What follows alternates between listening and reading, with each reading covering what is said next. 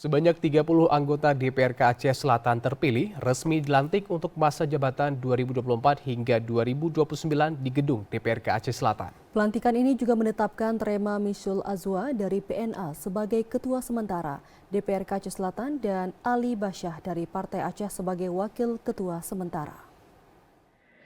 Sebanyak 30 anggota Dewan Perwakilan Rakyat Kabupaten DPRK Aceh Selatan terpilih untuk masa jabatan 2024-2029 resmi dilantik dalam rapat paripurna yang digelar di ruang sidang paripurna DPRK Aceh Selatan. Pengambilan sumpah dan janji jabatan dipandu oleh Ketua Pengadilan Negeri Tapak Tuan dalam rapat paripurna DPRK Aceh Selatan yang dipimpin oleh Wakil Ketua DPRK Aceh Selatan.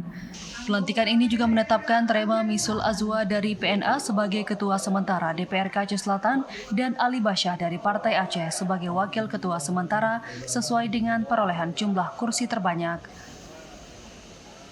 Penjabat Bupati Aceh Selatan Cut Syazalisma berharap kepada anggota DPRK Aceh Selatan yang baru dilantik untuk dapat bersama-sama membangun Kabupaten Aceh Selatan yang lebih baik. Kita barusan melaksanakan prosesi dalam rapat paripurna pelantikan anggota DPRK Aceh Selatan 2024-2029 dan dengan terbentuknya pelantikan pada hari ini kita berharap semakin cepat dalam akselerasi jalannya pemerintah.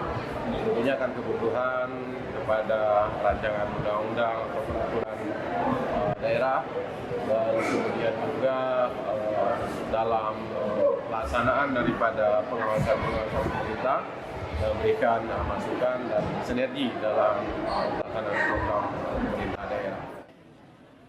Tidak hanya itu, penjabat Bupati juga mengajak anggota DPRK yang baru dilantik untuk bersinergi menyukseskan pemilihan kepala daerah tahun 2024. Penjabat Bupati Aceh Selatan juga berharap para anggota DPRK yang baru dapat menjalankan tugas dan tanggung jawab dengan baik hingga akhir masa jabatan. Dari Aceh Selatan, Asrul Yadi, TVRI Aceh melaporkan.